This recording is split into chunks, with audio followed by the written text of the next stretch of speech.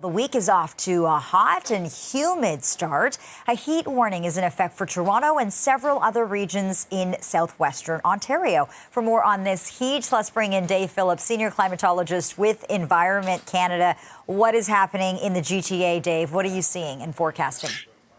Well, Lena, it's pretty well confined to the GTA, maybe from St. Catharines up to maybe Oshawa and north to maybe Pickering and also to Richmond Hill. And so it's very much driven by urban effects, but clearly it's warm air from the south and very humid air. So it's very high humidex values, and but it really is not in other parts of southern Ontario. Let's go back to Dave Phillips, senior climatologist with Environment Canada. So sorry to cut you off there, David. It's good to be back with you. Tell me more about what the picture looks like here in the GTA.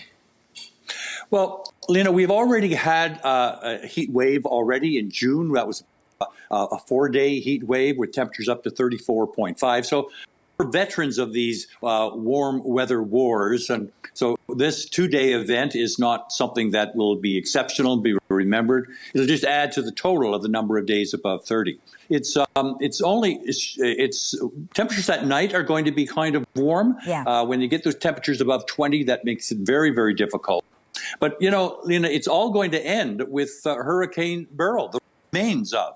We've just issued a special weather statement about less than an hour ago that we're going to see some remnants of the rains of Hurricane Beryl will come through the Toronto area on Wednesday, Thursday, and bring probably some intense at times, but maybe a total of 50 millimeters or more, which certainly would be more than a month's worth of rain in one day. And that's something we don't need. We have had lots of rain, so we don't need any more. So it will be, the remains of that will be sort of interrupt the heat at the beginning of the week. And then towards the end of the week, we get into the weekend, we'll see temperatures that get up to the high 20s with high humidities, and we'll be back into that summer kind of weather. Usually it won't be the only thing that will look like will be the fact that the atmospheric moisture. Usually the last thing to go in a hurricane kind of system are the rains.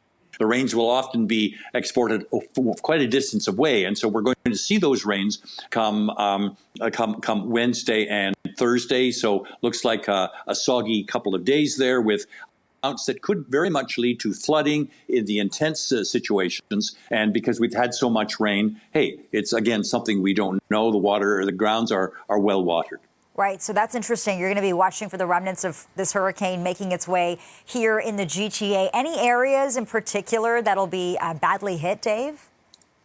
Well, I mean, it looks like it's across the south. The special weather statement has been issued for all of Ontario, and we see that the track of it. Of course, there's a lot of uncertainty, Lena, when you look at the at this system, because it's still a few days away. The remains of it. It's not going to be a hurricane. It's going to be more of just a kind of a weather system with fronts that were very typical in mid-latitudes, and it'll come through our area. So, and the track has it now going through from, say, Windsor through Toronto.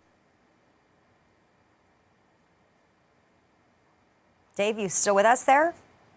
Okay, I think we've lost our connection with Dave, but that was Dave Phillips, senior climatologist with Environment Canada, talking about this 2-day heat event in the GTA. We can call this a heat warning. He's also talking about the remnants of this Hurricane Beryl that we've been talking about. That will bring with it a lot of rainfall later this week. We'll have more on the weather throughout the afternoon.